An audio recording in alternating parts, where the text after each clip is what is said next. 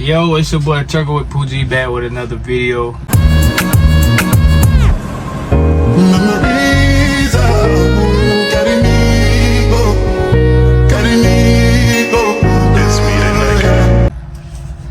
know what I'm saying? Today we're gonna talk about, I know a lot of people been asking me what happened to my truck, and how is it being the owner operator. So yeah, basically what happened to my truck was I got up one morning, you feel me, crank it up, let it run for a little minute. So I took off after that because I had a load that I had to sit on for like a couple of days. So I dropped my trailer. I was going to pick up a rental trailer, you feel me? So I wouldn't be sitting on that load, just not making no money. So I'm bobtailing to go pick up another trailer. The truck, it was like a warning engine light came on. So basically when the warning engine light come on, it's basically telling me, something going on with the truck. So, I'm still driving because, maybe the truck was running hot, you feel me? So, next thing you know, the truck cut off. I felt the truck cut off.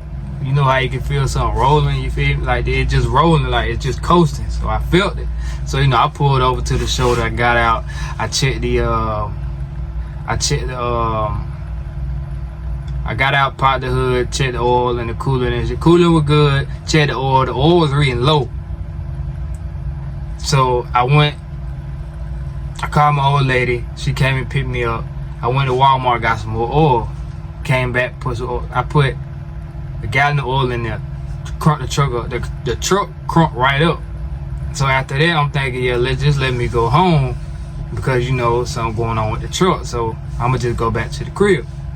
So I crunked the truck up, started rolling for about 5 minutes. I hadn't got back on the side to go back to the crib.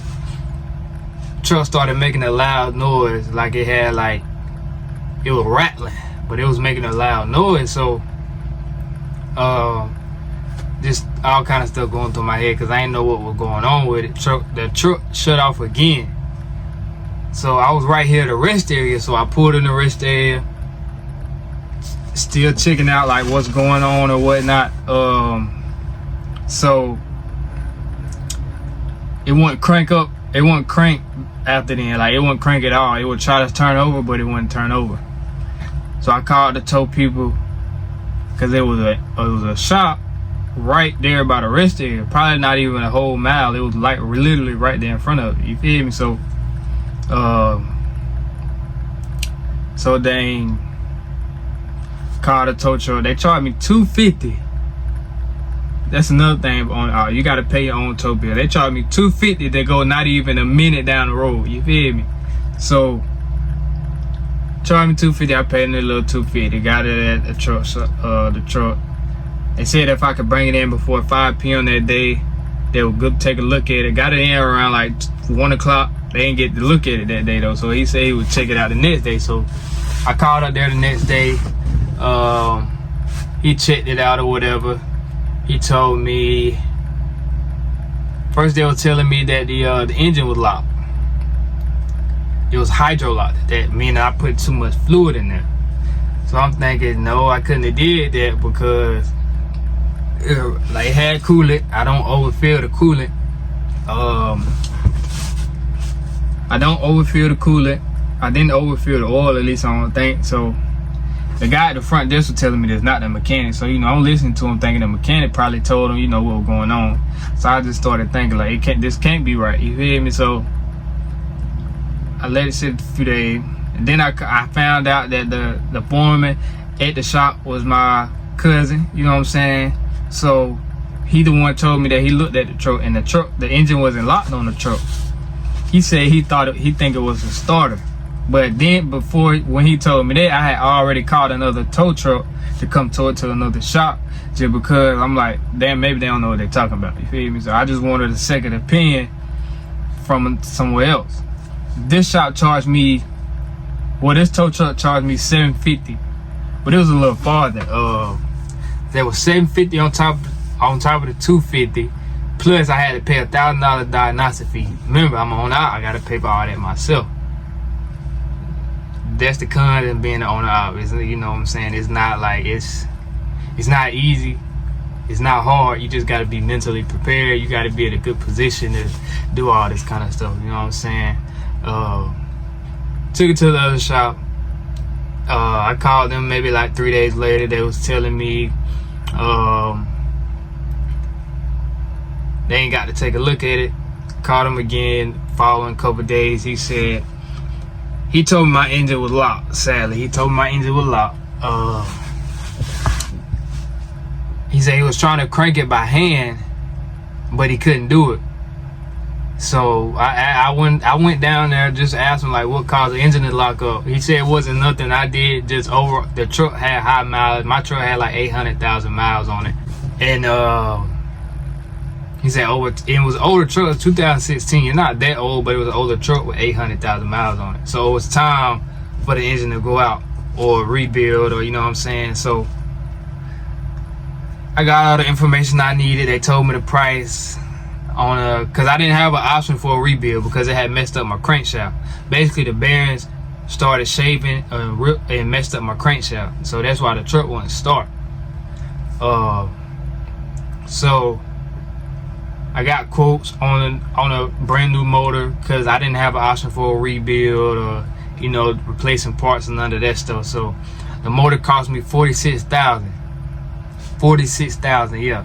So it was either a crate motor, which is a complete engine that come with all new parts and stuff like that, or it was an engine with a loan block where it only come with like certain. It's an engine, but it only come with like turbo or oil pan. It don't come with all the parts.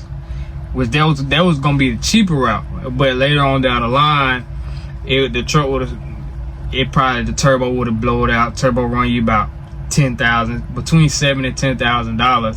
So that would have been extra I would have had to put in there. So I was just like, okay, I wasn't trying to get the complete motor just because it was high, like 46,000. You know what I'm saying? That's a lot. So I sat on it maybe a few weeks to think about it. So I finally said, forget it. I'm gonna put the new engine in there. He said the engine costs $46,000. He said labor will be around, probably run me about $50,000 in all. So I was like, okay, order the motor, I'm gonna get it put in. But yeah, being an owner of it ain't hard, it ain't easy. You just gotta be there, you gotta be in the right position to actually, cause I wanted to quit, like I wanted to give it up, you feel me? Like I was just gonna go be a company driver somewhere, you feel me? Just because like I didn't feel like I could do it. I ain't want to do it. Like I ain't want to put that kind of money into international, because I mean it's not the truck I want. But at the end of the day, I basically have a brand new truck, because it'll be a brand new motor, 0 miles on it. So I basically have a brand new truck, you feel me? So I won't have to be replacing the turbo or the crankshaft or the piston like that, because it'd be brand new, and it come with like a 3-year warranty, you know what I'm saying? So by the time everything done, you know, next year or two, I only had 200,000 miles on it. It won't even be broke in all the way. So yeah, being on out isn't easy. It's not hard. You just gotta be mentally there. But you definitely do gotta pay for everything out of pocket. So that could actually possibly be a headache for some people. Like a lot of people can't do it. The fun part is, I mean, the good part about being an owner operator is you do make good money. Like you gonna make good money regardless. So but every week you won't make money. Every week you won't get paid. Some weeks are good, some weeks are bad, but you just got to put up and deal with it. As long as you have like a spouse or something that can pick up where you slack off at, that's good to have. But yeah, it's just not something you can actually jump into and just think it's gonna be all gravy, because it's not. You're gonna be spending money. You're gonna be having weeks where you just be like, forget this, you know what I'm saying? Like, I don't want to do this no more. I'd rather go be a company driver, because it do take a toll on you. Like, it do take a toll on you in a time frame. Like, you'll just be ready to give it up, but that's what you chose. So, you know, that's what I chose. So I got to thug it out. Like, I wanted to be an owner operator, you know what I'm saying? So I got to thug it out. But yeah, right now I'm waiting on my motor to get put in so I can get back in my truck. Right now I'm in a rental truck, and I'll update y'all once I'll update y'all once I get my truck back. You know what I'm saying? I did put some upgrades on it. I'll show y'all the motor and stuff like that. You know what I'm saying? So yeah. Other than that, owner operator stuff, how has it been on operator? It's cool. Like, you're gonna make money every week. You're not gonna make money, but you're gonna make good money for the most part. You know what I'm saying? Especially if like you don't have no breakdowns, you don't have no mechanical issues, no tires or nothing like that that's blowing out. You're gonna make good money. You know what I'm saying? But yeah, just take your time, think on it before you want to be out on the operator. It's not something that just you can jump into and just make money without having to spend money. You gotta spend money to make money. So, but yeah.